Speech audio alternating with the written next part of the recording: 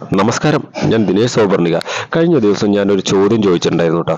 കാപ്പിപ്പൊടി ഇട്ട് കഴിഞ്ഞാൽ ചെടികൾക്ക് ഗുണമുണ്ടോ എന്ന് പറഞ്ഞിട്ട്. അപ്പൊ പലരും പല കമന്റും എഴുതിയിട്ടുണ്ട്, കുറെ ആൾക്കാർ വാട്സാപ്പ് മെസ്സേജ് അയച്ചിട്ടുണ്ട്. ഞാനിങ്ങനെ ഒരു ചോദ്യം ചോദിക്കാൻ കാരണം, ഞാൻ എൻ്റെ സുഹൃത്തിന്റെ വീട്ടിൽ പോയപ്പോൾ അവർ കാപ്പിയും ചായയും കുടിക്കാത്ത ആൾക്കാരാണ് കേട്ടോ.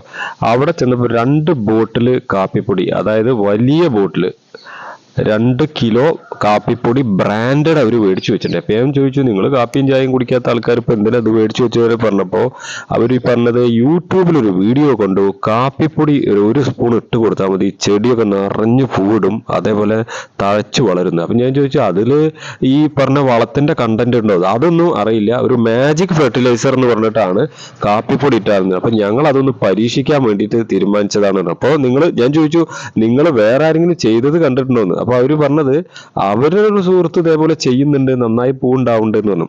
എന്താണ് നമുക്ക് അതിലെ ശാസ്ത്രീയ വശം എന്ന് മനസ്സിലാക്കാം. നമ്മൾ ഈ കാപ്പിപ്പൊടിയില്ലേ, കാപ്പിപ്പൊടിയിൽ എന്നല്ല എല്ലാ ജൈവ സാധനങ്ങളിലും നമ്മളുടെ ചെടികൾക്ക് വളരാൻ വേണ്ട N, P, K, പിന്നെ അയേൺ, സിങ്ക്, ബോറോണ് പോലത്തെ എല്ലാ സാധനങ്ങളും നമ്മളെ പ്രകൃതിയിലെല്ലാ പച്ചക്കറികളിലായിട്ടും ഇലകളിലായിട്ടും അവയുടെ അഴുകുന്ന തൊണ്ടുകളിലായിട്ടും ഒക്കെ ഉണ്ട്. അപ്പൊ ഈ കാപ്പിപ്പൊടിയിലത്തെ കാര്യം നോക്കുകയാണെങ്കിൽ, കാപ്പിപ്പൊടിയിൽ ചെറിയ തോതിൽ, കാപ്പിപ്പൊടി നമ്മൾ വളമായിട്ടല്ല കേട്ടോ പറയുന്നത്, പക്ഷെ കാപ്പിപ്പൊടിയിൽ നൈട്രജന്റെ അത് ചെടികൾക്ക് ഇട്ട് അത് അവിടെ കിടന്ന് അഴുകി പൊടിഞ്ഞു പോവുകയാണെങ്കിൽ അതിൽ നൈട്രജന്റെ സാന്നിധ്യമുണ്ട്, ഫോസ്ഫറസിന്റെ ചെറിയ തോതിലുണ്ട്, പൊട്ടാസ്യത്തിന്റെ സാന്നിധ്യമുണ്ട്, അയേണിന്റെ സാന്നിധ്യമുണ്ട്, അതേപോലെ മാഗ്നീഷ്യത്തിന്റെ സാന്നിധ്യമുണ്ട്. ഇങ്ങനെ കുറേ മൈക്രോ ന്യൂട്രിയൻസിന്റെയും NPK പറഞ്ഞാൽ ഇതൊന്നും വളമായിട്ടിടാനുള്ള സാധനങ്ങളല്ല. ഇതൊക്കെ എല്ലാ സാധനങ്ങളും ഇപ്പൊ നമ്മൾ അരി കഴുകിയ വെള്ളത്തിലായാലും പച്ചക്കറി കഴുകിയ വെള്ളത്തിലായാലും ഇറച്ചി കഴുകിയ വെള്ളത്തിലായാലും ഒക്കെ ഓരോ കണ്ടന്റ് ഉണ്ട്.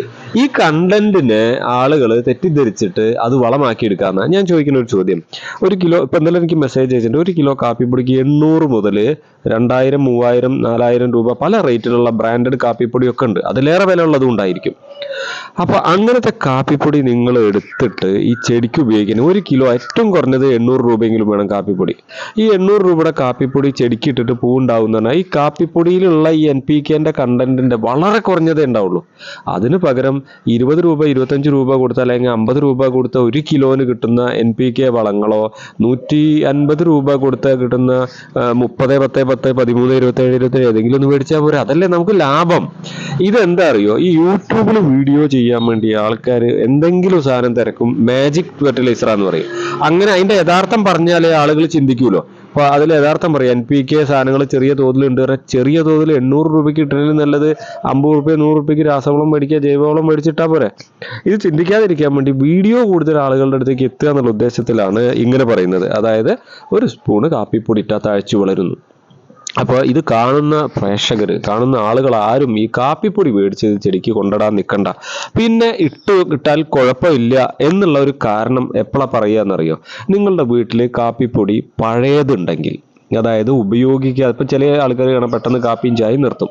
അപ്പോൾ ഈ ചായപ്പൊടിയും കാപ്പിപ്പൊടിയും ഒക്കെ അവിടെ വേസ്റ്റ് ആയിരിക്കും, ചിലപ്പോൾ 6 മാസമൊക്കെ അവിടെ ഇരുന്നു എന്ന് കരുതുക. അങ്ങനെ അത് കളയാനുള്ള കാപ്പിപ്പൊടി, അങ്ങനെയുള്ള കളയാനുള്ള കാപ്പിപ്പൊടി നിങ്ങൾക്ക് എടുക്കുക, ചെടികൾക്ക് ഉപയോഗിക്കാം. അല്ലെങ്കിൽ നിങ്ങൾക്ക് ചെയ്യാൻ പറ്റിയ ഒരു കാര്യം, കാപ്പി പൊടിക്കുന്ന കമ്പനികളുടെ അടുത്ത് പോയി കഴിഞ്ഞാൽ അവർ കിടന്ന് ഈ കാപ്പിക്കുരുവിൻ്റെ പൊടി, വേസ്റ്റ് സാധനങ്ങളൊക്കെ അവർ ഒഴിവാക്കും. അങ്ങനത്തെ സാധനങ്ങൾ നിങ്ങൾക്ക് തുച്ഛം വിലയ്ക്ക് വാങ്ങി വെക്കാം.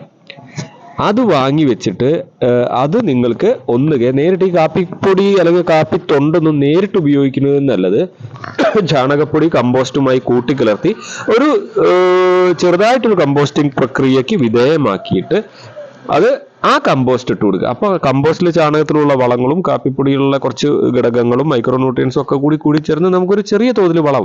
ഒരിക്കലും ഈ രാസവളത്തിന്റെ പവർ ഇതിലേക്കാണ്ട് കിട്ടില്ല. കാരണം രാസവളത്തിന്റെ തോത് കൂടുതലായിരിക്കും, ജൈവവളത്തിന്റെ തോത് അതിൽ കുറവാണ്. അപ്പൊ അത് കൂടുതൽ ഇടേണ്ടി വരും.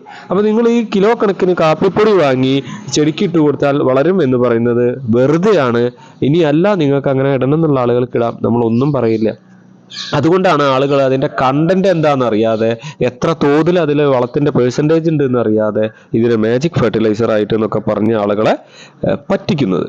അപ്പോൾ കാപ്പിപ്പൊടി വളമായിട്ട് ഉപയോഗിക്കാനുള്ളതല്ല. കാപ്പി കുടിക്കാം, അല്ലെങ്കിൽ കാപ്പി ഉപയോഗിച്ച് കഴിഞ്ഞതിന്റെ ശേഷമുള്ള ചണ്ടി നിങ്ങൾക്ക് ഇതേപോലെ കമ്പോസ്റ്റ് പ്രക്രിയക്ക് വിധേയമാക്കിയിട്ട് അത് ഉപയോഗിക്കാം. അപ്പൊ നമുക്ക് യാതൊരു തരത്തിലുള്ള നഷ്ടം വരുന്നില്ല.